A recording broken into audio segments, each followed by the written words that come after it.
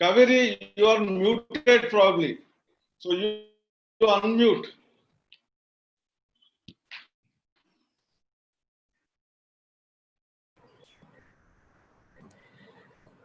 Great. Hello and welcome to yet another edition of Expressions. We have with us Dr. Anil Sahasrabudhe, who's the chairman of AICTE, possibly one of the most difficult jobs there is currently right now in the education system. And with him, we have Dr. S. Vaidhyasubramaniam, who's the Vice Chancellor of Sastra deemed University and an alumnus of Harvard Business School and quite a noted management expert. Dr. Sahasrabudhe, I'd like to begin with you. Firstly, of course, what is life like in Delhi after the rather peaceful existence I think you had in Pune? No, I think both are equally peaceful. I don't find it, as far as location is concerned. I was in the far northeast in Arunachal Pradesh for about 8 years, 11 years in Yes, IIT. you were a professor there, right? Yeah. I am still a professor in IIT Guwahati, but on deputation here.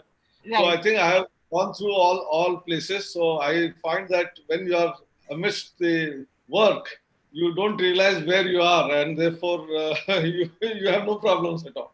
Right. That's wonderful to hear, because currently you must be under a lot of pressure, sir, because the whole education system seems to be in somewhat of a disarray due to the pandemic. Sessions are not beginning in time, exams are not being able to be staged. The entire way of teaching has to be re-engineered in a way, so to speak. So what are the biggest challenges that you're facing currently, sir? The biggest challenge is changing the attitude of people. Right. And that is the challenge, because this pandemic is not in our hands. No one has imported it by willingness. So it has come. Right. So we have to live with it.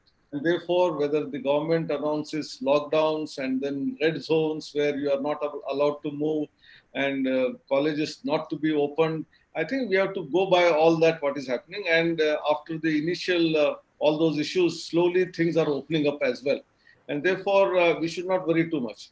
What has happened is suddenly, because this came as a surprise to everyone, and this kind of lockdown was never heard of in our lifetime. Exactly. And therefore, it was suddenly like a shock for everyone. And therefore, to get adjusted, it took time. Some of us adjusted very quickly. Some of them are taking time, and some of them have still not adjusted and still cribbing about various things. So I think that is where we stand today. But having said that, I think most important thing is there is a transformation, there is a change which has happened, and people have slowly and steadily starting to accept it. I remember myself, forget about others. In the first few days after the pandemic, I was never wearing the mask. I said nothing will happen. No sort of confidence was there in many people. Yeah. And when we realized that there is a big fear out of this, today when there is quite safe also, we still are trying to take precautions of highest order that is possible. So I think we have changed, we have transformed in a big way. As far as education is concerned, many institutions had problems of online education being not possible. In somewhere it was possible, but students were not able to join. I think these are challenges we are all going through. And therefore, our job is becoming difficult, because I used to receive about 150, 200 mails every day, and they have jumped 100, 500 per day, and I try to reply to each one of them. That is my problem. And that 500 mails, sir? And of course, some of them I have started deleting now, because the content is safe. 40 students will say that exam should not be held. Some people say the fee is not, being refunded. And from the same college, some of the students think that if they write in bulk, some 100 students writing the same mail probably will carry more weight than only one person. But I have been telling everyone that even one single mail which is having value, I respect it and I take cognizance of that and I answer to that. But if 100 people write the same thing, I will answer to one of them and delete all of the other mails.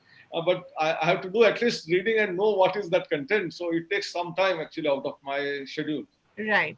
So, is there an opportunity that India has currently in this crisis to actually prevent the outflow of students? And because we hear of campuses abroad perhaps not opening until next summer and doing online classes, is there an opportunity somehow for us to actually get those dollars in a way back to us? No, I think in a way, yes, because there has been a lot of disturbance everywhere, and therefore many universities abroad are not opening up, Yeah, and they are either doing online or their deferred joining times are, and therefore many bright students would not like to lose an year.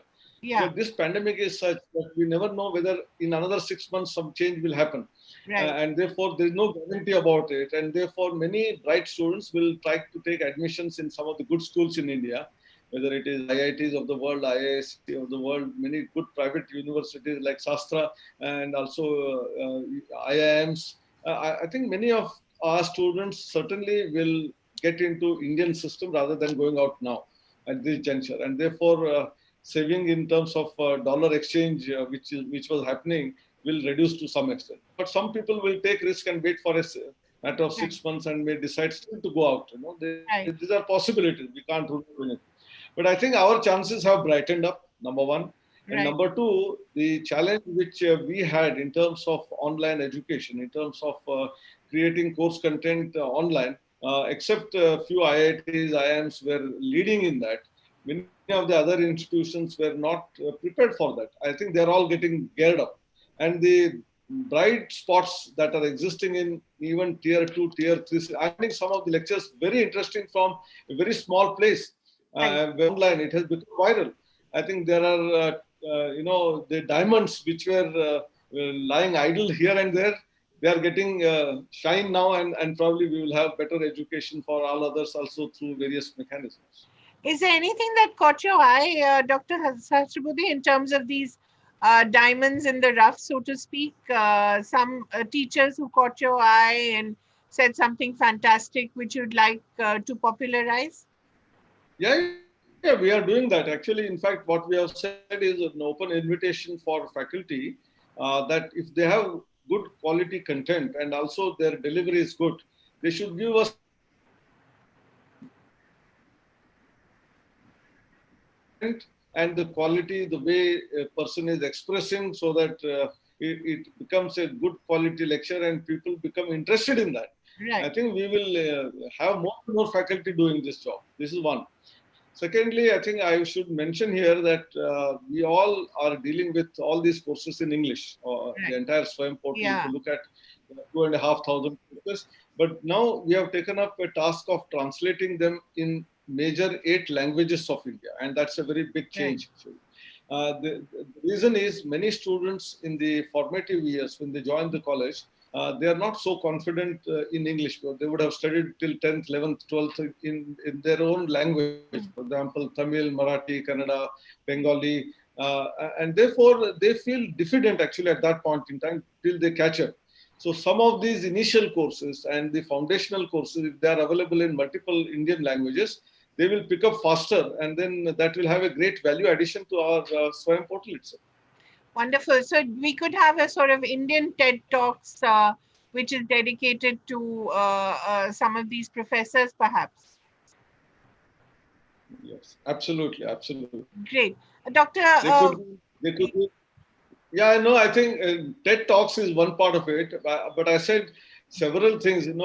Maybe some kind of skill development. It right, may be communication.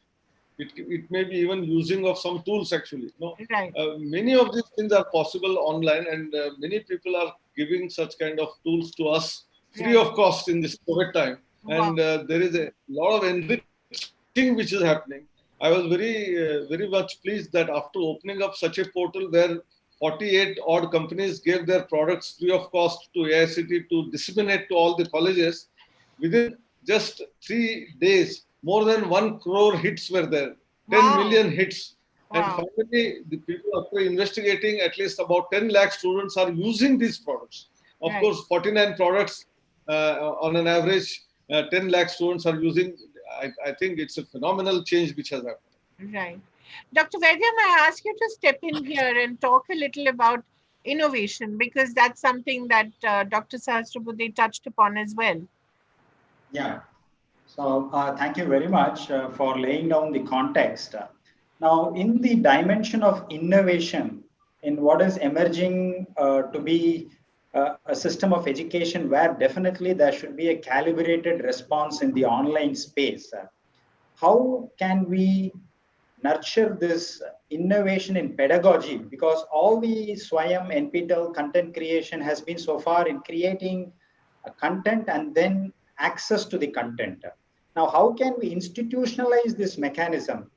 Given the fact that the finance minister's announcement during the Atmanirbhar Bharat scheme, where 100 universities will now be empowered to give online degree programs, how, as an institutional mechanism, can we nurture this innovative pedagogy that can align well with the online education policy? So, Vaidya, you are also one of the university's vice chancellors. So, you know the pluses and minuses of that. So, while Madam Sitaraman in the budget speech mentioned about 100 universities being allowed, there was a caveat. She said that we should start with quality institutions, that is top ranked institutions. So it should not be opened up for anyone and everyone, and thereby degenerate the quality of education being imparted. That is number one. Number two, not all courses possibly can be given in an online mode. Some course of, say, the domain of arts, maybe sociology, maybe economics, and some part of philosophy may be very easily given in the form of an online degree program. When it comes to some of the courses and programs where experiment are very important, learning through an experiment, online experiment is very important. In that case, probably there are challenges, and therefore we should be treading the path very cautiously. I'm telling, even in the field of humanities and social sciences, for example, psychology, possibly may require still not online, but sometimes face-to-face mode of teaching learning. Whereas some other domains may be fine. Commerce, you can do it very easily. Management, you can do very easily. But some aspects of management, again, you will require probably face-to-face mode. I think, and that when it comes to science, chemistry, physics, or for that matter in engineering, maybe aeronautics engineering or civil engineering, I think a lot of content is actually hands-on, looking at the experiment and using those tools. And where such a thing is required, I think we must be very cautious. One good thing is, forget about online full-fledged degrees, but AICTE, UGC, MHRD is seized of the matter of increasing the number of credits to be earned through Swayam, that is MOOCs platform, from 20% to 40%. So that gradual increase in terms of percentage is also happening. And that will lead a way to full online degrees in the years to come. And even in those domains where we are today slightly restrictive, today slightly we are hesitant, I think they will also be overcome. But many times this question is asked that these experiments can never be done in an online mode. But I beg to differ. There are experiments which can very easily be done in an online mode. I'll give a lot of examples that simulation-based experiments where a software is created and an experiment is actually simulated. You don't have an equipment, but anyone, anywhere can start using that tool and can tweak with the parameters. I think two great advantages in simulation-based experiments are, at a time, on a physical equipment, only one set of people can use it. That is one group or one individual student. Whereas in a simulation-based experiment, simultaneously 10 lakh people can do it. So I think it is more empowering, number one. Number two, the changing of the parameters is much more flexible.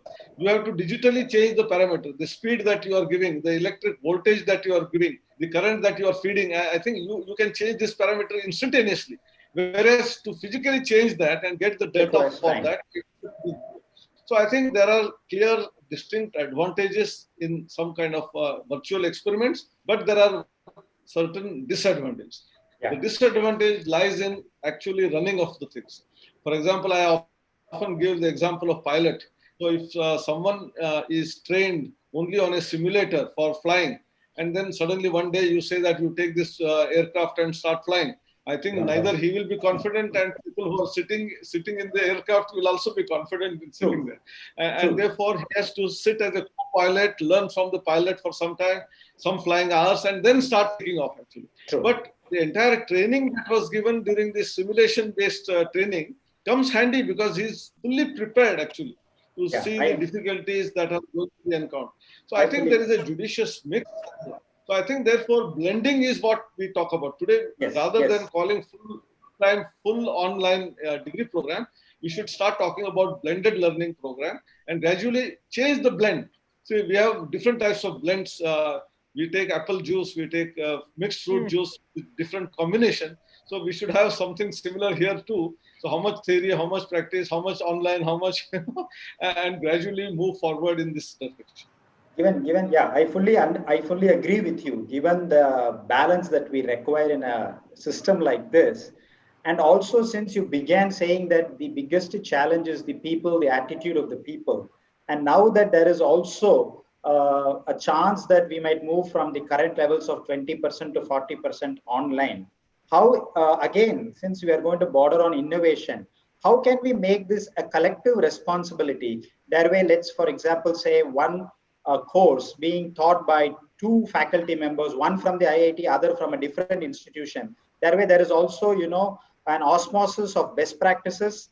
And then the faculty also get trained over a period of time. Institutions also become independent and they can start creating their own courseware to contribute for a bigger purpose like this. So can we innovatively also create a crowdsourcing mechanism of creating content as we move forward? We are doing crowdsourcing for the translation, which I mentioned in the beginning. So in the 8 languages, no IIT faculty will be able to translate all these courses into different languages. So we need the support of faculty and also. How can we be original contributors? How can other faculty members? I'm coming back to that. So I said, yeah, I understand, Vaidya. So I think the first step was translation was also supposed to be done by them. It's impossible for them to do it, and therefore we are opening up and then crowdsourcing. Number one. Number two, there are already a couple of courses where people from IIT and people from some of these universities, for example, one course is going to come and you will be surprised. I'm not mentioning it. I don't want to take the thunder out. So faculty from NSIT in Delhi, it's now a university. Netaji Subhas Institute of Technology, state government college, it converted into university, along with IIT Jammu, have created a course, and that would be absolutely not only theoretical, but during the class there will be a lot of experimentation. I think even IIT faculty have not done such an experiment. I think we are getting a lot of talent, and as I said, gems are there, diamonds are there everywhere. We have to only mine them properly and then shape them properly. Because most of the diamonds, unless you are given proper shape, it will not shine, actually. So I think that is the job that regulator, facilitator will have to continue to do. And we are already seized of the matter. And few things are already happening. So I think more so in the beginning. So now, if I want to just step outside the orbit of this institutional framework, now how can we again capture the resources that are available outside educational institutions? Now, how are we going to get those who are experts from the industry, those who are experts, who are entrepreneurs, those who are in fact are subject matter experts but not formally educated? They can also be contributors. So are you also thinking of capturing that type of knowledge through a framework that goes outside the formal educational institution orbit? Vaidya, it's very important. In fact, our entire NEET portal, which I have referred earlier also, National Educational Alliance for Technologies, is actually a paid service. Actually, a student has to buy the seat and then go through that. And these are all artificial intelligence-based personalized learning. So depending on the status of where you stand today in terms of that course or subject, that tool will take you forward in learning higher levels of learning. Actually, that is what it is. And it's a paid one. And therefore, what we did as the government, both MHRD, AICTE, is to identify good companies, good products. And after every 4 students buy this product, the company has to give 1 seat free. And this one seat, we will give it to socially deprived sections of the society, be it SC, ST, or economically those who are poor below a particular income, will get it free. So while taking care of, not that because I'm well-to-do, I will be able to get that, but it can be also available for others too. Actually, that is what we started with. But now many companies have come forward on their own, giving it free of cost. Actually, entire product itself for at least a couple of months in the beginning during COVID crisis. Some of them may continue beyond that as well. So I think that is one part. But the challenge really that exists, what you said is we are certainly taking care of getting course material from many companies, including whether it is Google, whether it is Apple, whether it is Microsoft, whether it is Amazon. These are all possible, and we are already onboarding them into AICTE's lectures and all that. The trouble where it comes, I will tell you. When we say that these credits also can be transferred in terms of university examination, there is a challenge. I think that model we will have to slowly build up.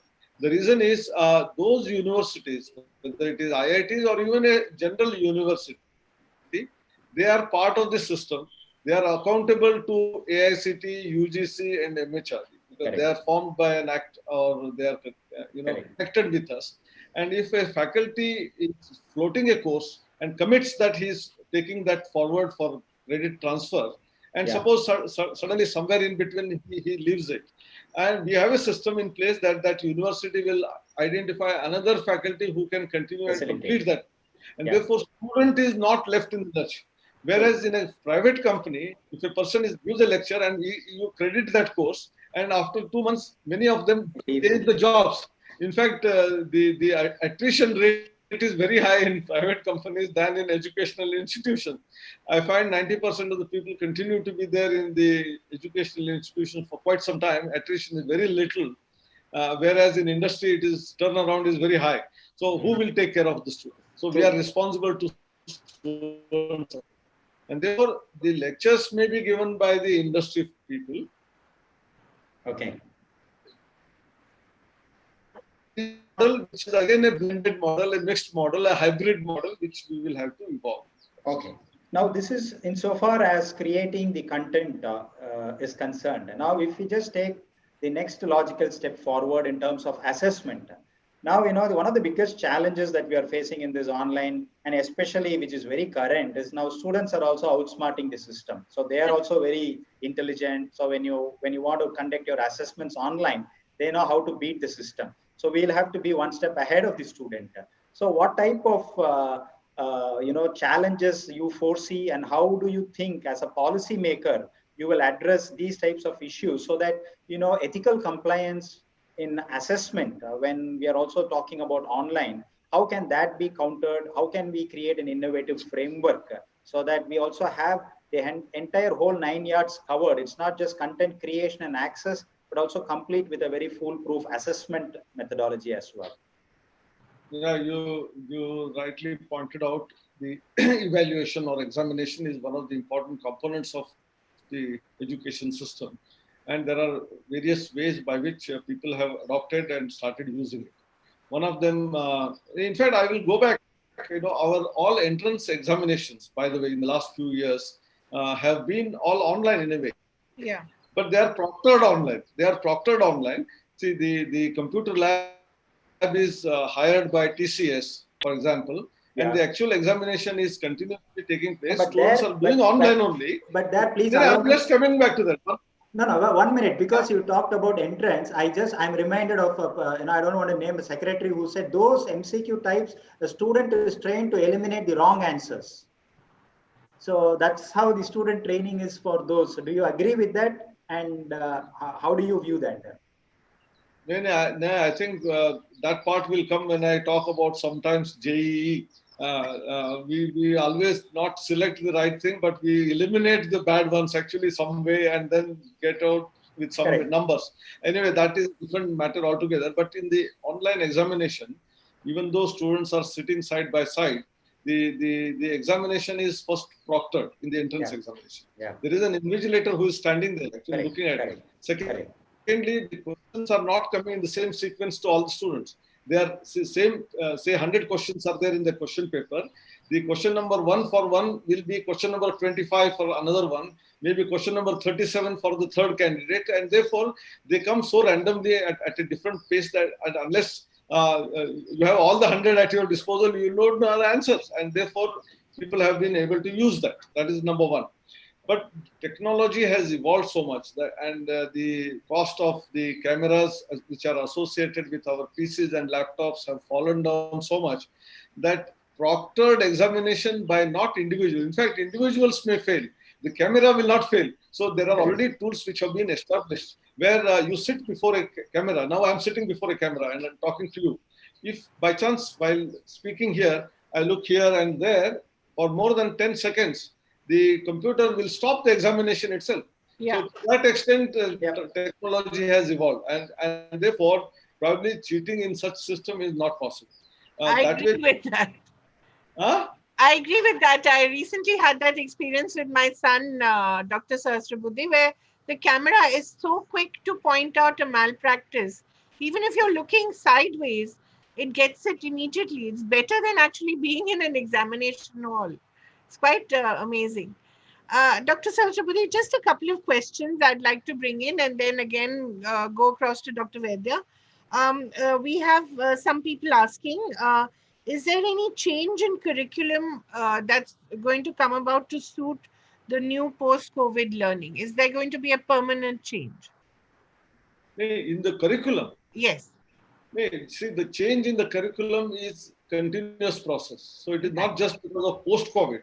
Right. Even otherwise, even if COVID had not occurred, yeah, if you remain with the same curriculum for decades, I think we are creating not good products, useless people actually. Right. So I think therefore curriculum change was and now also is necessary change, which is a constant change.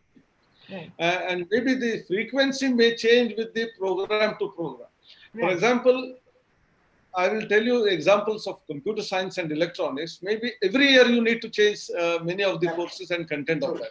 Right. When it comes to, say, civil engineering and mechanical engineering, you may wait for about 2-3 years, doesn't matter. Right. When it comes to maybe arts and science and other things, maybe it may be a little more, but constant change in the curriculum is a foregone conclusion. If you don't do it, I think we are producing products which are not useful to society, not useful for industry, not useful for themselves as well. And therefore, I think post-COVID business you don't bring in. But the nature of teaching learning process can change in a big way. Right. I think that is what we need to discuss in terms of how we handle the pool of classes. So there's an additional associated question from Kalpana. Will classrooms also be different when colleges reopen? Yeah, they're likely to be different because if the social distancing norm announced by the government continues and the infection continues to spread, right. I think we may have to reduce the class strength, which used to be, say, about 50 or 60, down to half of that, 25 or 50, and they are segregated and placed in different benches. I think that we may have to do. If you do that, what will happen to the other students? Exactly. So we may have to develop different models and even more models than what I am going to say. So we can say that some people who have access to internet will constantly be on online mode, and remaining who do not have access will come to class every day. And sometimes we sweep and bring the other group outside and something like that. This is one model. Second model is why we all are constrained by the thought that learning takes place in the only classrooms. I think in the entire curriculum, whatever is the content, you cover some of that very important principles and ask students to do experiments on their own outside, learn by themselves. Life is all about lifelong learning. So why can't we start experimenting it right from the day one in the colleges itself? So I think this is another way of doing it. Third is you give teamwork. You let 5 students together identify challenging problems. In the process, they will learn many things. I'll give you a concrete example. In my previous stint at Pune, you referred earlier, in the College of Engineering, Pune, I was there. And students came forward and said they would like to develop a nano satellite. Right. They neither have any laboratory to do with that and nothing was there. So the laboratory workshop was handed over to them and they themselves on their own started learning, discussing amongst themselves, and created a satellite with no help from any faculty. I'm telling you. I think that learning possibility we have ignored altogether. I think that is where the strength of our students and young generation lies. We must use that. Right. Just another question. Can we hope to have a fully online, full-time engineering degree at any point of time in India? No, not immediately, I told already. So we are gradually increasing the percentage from 20 to 40%, which I have already said earlier. But as we go along, more virtual labs and connect with the people, many aspects will start getting covered. I think more and more online will happen. But I am reflecting some other aspect other than just the content of the engineering curriculum. But what about values, ethics, sports, cultural activities, drama, dance, music, painting? These are all finer aspects of life which you get in the campus. You can't do it alone by sitting in a room like this in front of a computer screen. You will be devoid of all these things. And those human beings are absolutely absurd human beings, I'm telling you. So for developing holistic human beings, we need to come together. We need to interact with each other.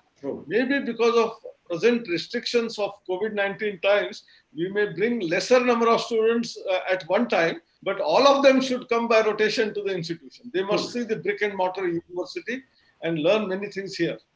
So as it is, one of the criticisms of our engineering graduates is that they lack soft skills, the interface with the world and these particular aspects that you just mentioned. So is there going to be some way that we can enhance that? See, soft skills can be enhanced by a variety of ways. One of the ways is in a classroom itself. When we talk about blended learning or flipped classroom, you tell students that you watch a video of that particular topic and come prepared. So now having come prepared, you ask students whether you have learned everything properly, you have understood everything. Maybe there are three possible answers. People will say we have understood everything. Then if they have understood everything, pick up one guy and say that you explain to us now. So then he will start, fumbling sometime and then start communicating somehow. So secondly, if someone says he has not understood, you ask other says understood, you explain to him. So I think this is one way of doing it. Then outside, many activities. I think many soft skills are possible through variety of games actually. You take them outside the classroom, in the playground, in the open spaces, and then you can also ask them to create a play on the concept of the class that we have covered. I will tell you the first in, first out, and last in, first out systems in management. People can dramatize, and it will get embedded in the student's mind for lifelong. Such concepts. True. Dr. Vaidya? Yeah. I fully agree. As Professor Sahasrabudhe was saying that, you don't have one model that fits all types of institutions. And as he rightly pointed out, there'll be more models that will come out autogeneously. But from your last almost 3 months of experience of this lockdown and how the policymakers have responded, how institutions have responded, people, how they have responded, how they have improvised on the processes, what are the learning experiences as a policymaker? I mean, what do you feel? Have we done enough? Have institutions responded? Based on your experience, do you think it's adequate? Or are there any learning experiences from the response mechanisms that you have seen as a policymaker? I think institutions and students responded fairly well, but of course, problems, and therefore they used to come to us and say that this is not possible, that is not possible. Those kind of mails were coming constantly to us, trying to address them.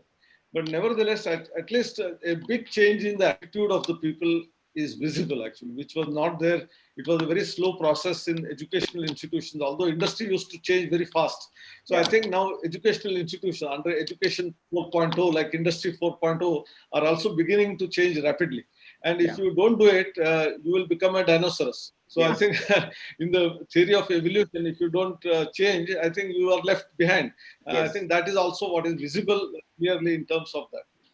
So I have a mixed baggage. So therefore, policymakers looking at all of this is not totally changing immediately. We need to give enough spaces for all our people, because there's a lot of infrastructural development required, a lot of input in terms of finances is required, in terms of training of faculty is required in the new norm. Correct. And therefore, this should be a gradual process. If you suddenly do it, probably we will collapse. And therefore, this example of 20 to 40% of the credit transfer itself, one concrete example going or moving forward in the policy direction. So definitely you think that this has created some policy catalysis. So this will catalyze as we move forward.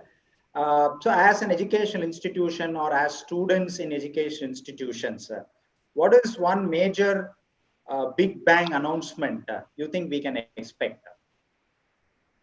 There are many big bang announcements. For example, prior to COVID itself, one of the announcements which was made, very interesting one, was providing internships in the various government bodies in terms of city and town and what we call as municipal bodies, so, and including up to smart cities.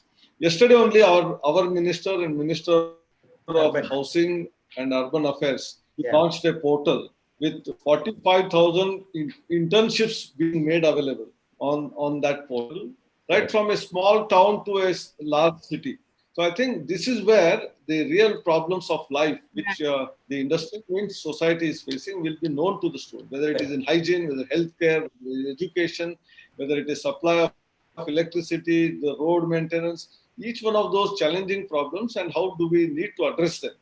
One is they learn that, and secondly, they will contribute by bringing in some out-of-the-box solutions to that. So it is a win-win situation for both sides. This is a beginning. So this was a big announcement. And similarly, in the process of this 100 universities being allowed online is another area which has been announced. As we go along, we learn lessons and start making announcements, policy announcements. And most interestingly, our new national education policy is around the corner.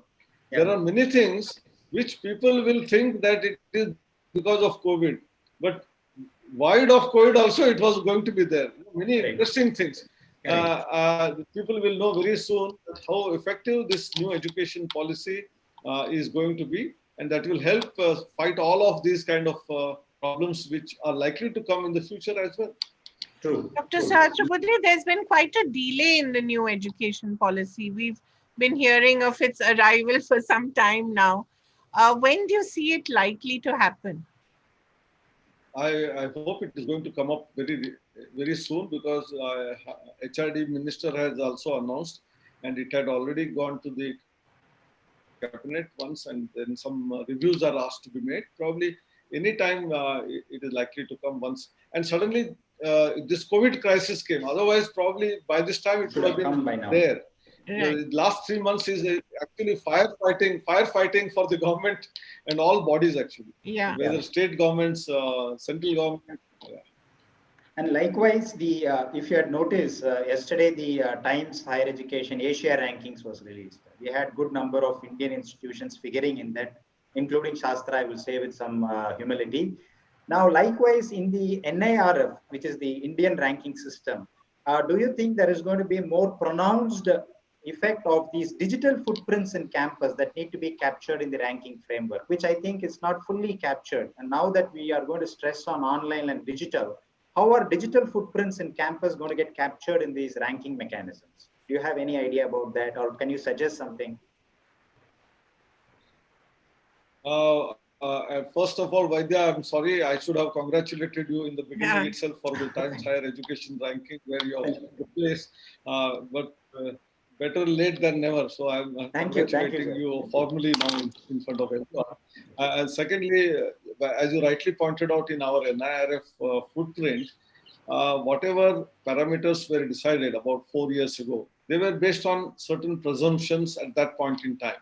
And like we say, curriculum has to be revised continuously. Ranking system also needs to be revised based on the requirements of the day, the society's expectations, aspirations, and all that. So I'm sure there will be parameters which will come in, which will have great significance on the digital platform and digital usage and all that. But more important than that, what is more important probably is we all talk about in the UN Sustainable Development Goals. How green are the campus is going to become more pronounced in the years to come. Right. Whether it is in terms of usage of minimal resources, whether it is in terms of recycling, whether it is in terms of energy which is within the campus. Parameters also need to become prominent and important so that we drive home the importance of all this, not only in institutions, because students learn from here, and wherever they go, wherever in the industry or government, they will start practicing Right. that. And this is one of the reasons why many private companies give a lot of software free of cost, because students are trained in that, and whichever company they go, they will buy that software because they're used to it. Yeah.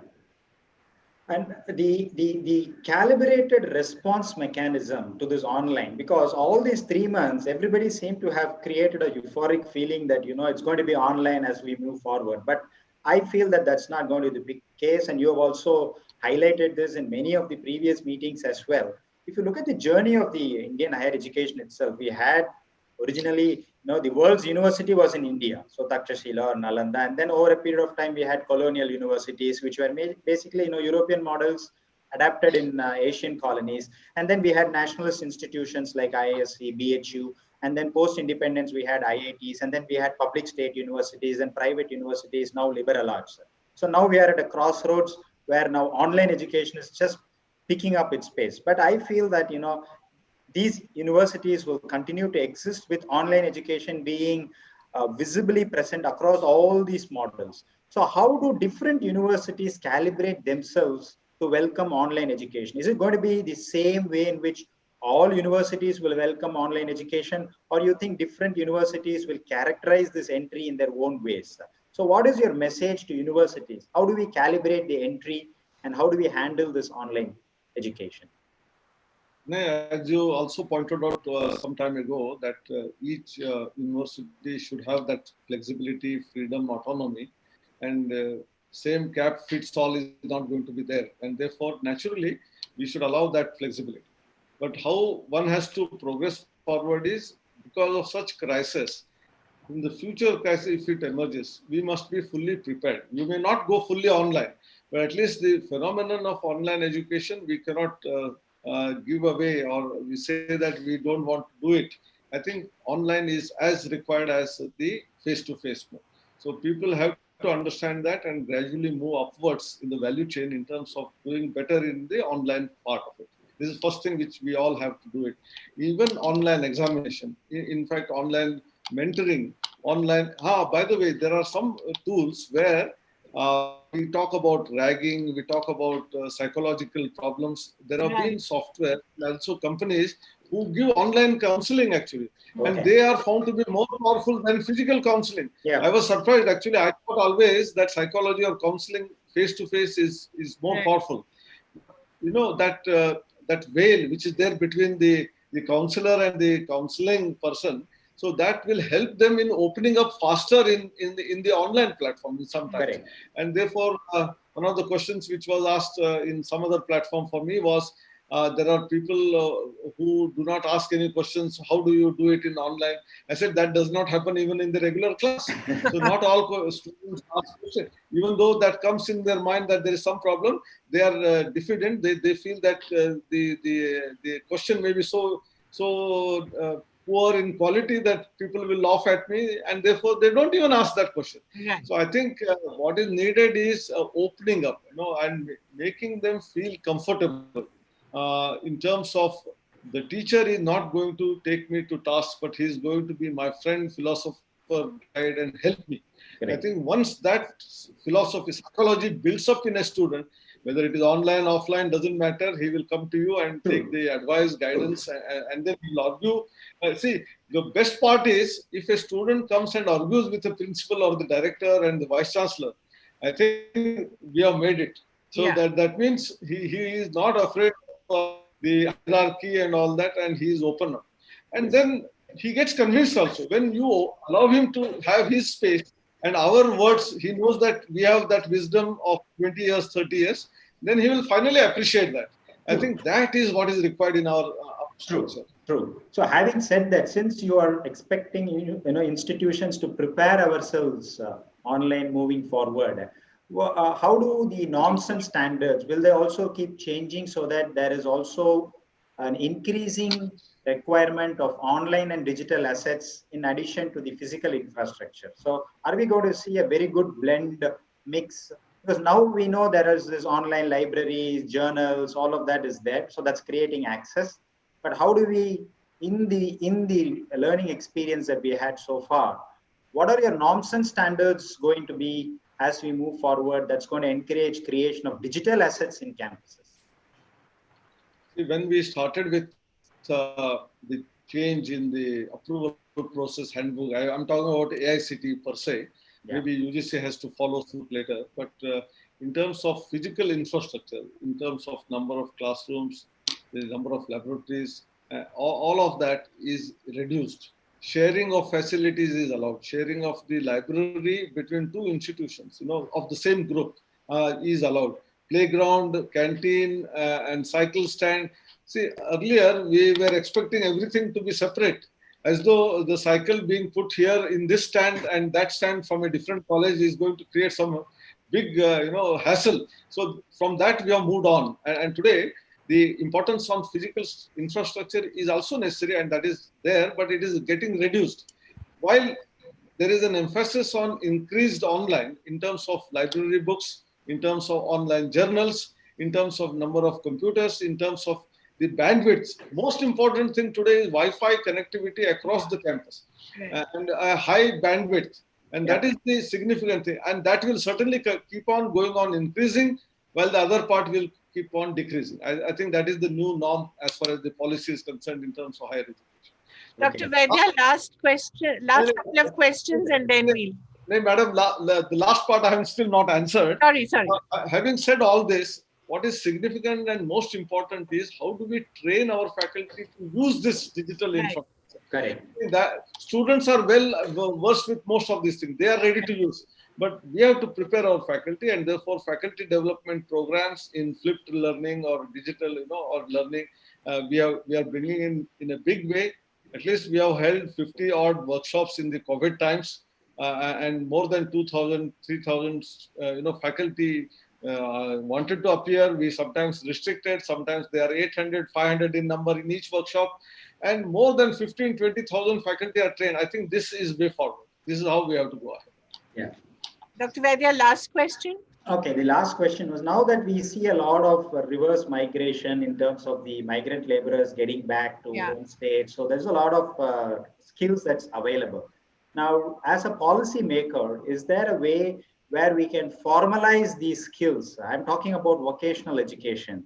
Now, how do we vocationalize and formalize these skilled laborers who otherwise, are skilled but don't have a formal recognition mechanism? So can we reach out to them? How do we vocationalize this? Diplomas and certificates, can it be further democratized so that institutions can go train them and then kind of empower them with certificates so that they also get a recognition for the skills that they have? And I think moving forward, there is going to be a demand for that. So how are you going to vocationalize and make sure it is democratized also? In fact, the feature of prior skill identification and evaluation does exist in the National Skill Qualification Framework, NSQF. Under NSQF, there is already the prior skill evaluation does exist. For example, I have stopped education at the level of class 5. And I had gone to a garage and learned how to repair an automobile. Okay. And I worked there for 20 years. I know a rich experience. Automobile engineer with a bachelor's and master's. If an automobile is given to him with some sound and noise coming, he will have to struggle to identify. Right. He will bring in some kind of noise measuring equipment. He will place it here, there. I'm a noise control engineer. That's why I'm taking my example. So I will go everywhere and then try to find out where the location of that sound is. But whereas that mechanic, he will say that I will take a small round, 100 meters he will drive and he will bring it back, open something and says, it is here. Right. I think this skill set which an ordinary person with a limited education has. In terms of skill, he has graduated to a higher level. Exactly. I think how do we measure that and how do Correct. we evaluate that and give credits to that? And he may Correct. be found wanting in terms of general education, Correct. of speaking ability, writing ability, in terms of English, Hindi, Tamil, etc., which we need to give him also, so that he will be on par with the ITI qualified student. Because ITI is a formal qualification. Correct. So can we take him to the same level? I think this does exist already, in fact, but we have not been able to use it. The reason is we are always skeptical about what will happen, who will say what, and therefore we are always afraid of taking, bull by the horn. So I think the time has come to really recognize. And very interestingly, people went from one place to the other place in the last 15 days. Earlier, they were not allowed. They were all very unhappy. And now that they have gone, many states have started mapping their skills. For example, Uttar Pradesh has received the largest number of people from Maharashtra, Rajasthan, Gujarat, and everywhere. So what they're doing is, while they are coming in, they are getting their forms filled. What is the expertise that he has? And either in that domain or a related domain, can we give him further skills, fine-tune him, finish him, and then make use of him? I think these are the things which are likely to happen. And we'll have to move forward together, whether it is government or private sector. If we all put in our efforts, I'm sure we will come out of this crisis, which we went through in the last 3 months, and we will show the world the glory of India, that is Takshila Nalanda of the world, is again brought back to same level of glory in the future of education. We are bouncing back stronger, no doubt about it. With the Shastras of the world. Yes. Yeah, Dr. Sahasrabudhe, just a couple of one last question from a viewer, Arun Shekhar. Will there be a cap on fee hikes this year? Can colleges raise fees to stave off the loss of income during the lockdown months? Yeah, I think in the lockdown months, colleges have not suffered much. Right. It is only the students have suffered, and sometimes because institutions have not paid the salary, faculty have suffered. Right. I don't think any institution itself has suffered. I'm very critical. I'm telling you, because this pandemic happened and close down happened in somewhere around in March 25. And prior to that, the entire year has gone by. So all students who were supposed to pay the fees would have already paid the fees. Exactly. There could be always some exceptions. There may be exceptions of some 10, 20 students out of 10,000 students or 5,000 students who may not have paid fees, and which happens annually. It is not this year. Many poor students will ask for time for paying the fees. Sometimes they crib about it, cry, and institutions also waive them off. All this is a regular process in all educational institutions. So something that they have missed out is not correct. What we have said is, even for the future, for the next academic year, don't ask for advance fee. In many institutions, especially management institutions, which are postgraduate diploma institutions, they used to charge fees for 4 months in advance. And that is what we have said, that and if they don't pay within a given deadline, their admissions used to get cancelled and they used to offer the seat to another person. Now that the entire session itself is going to be deferred, so don't force, because many students take bank loan to pay this fee.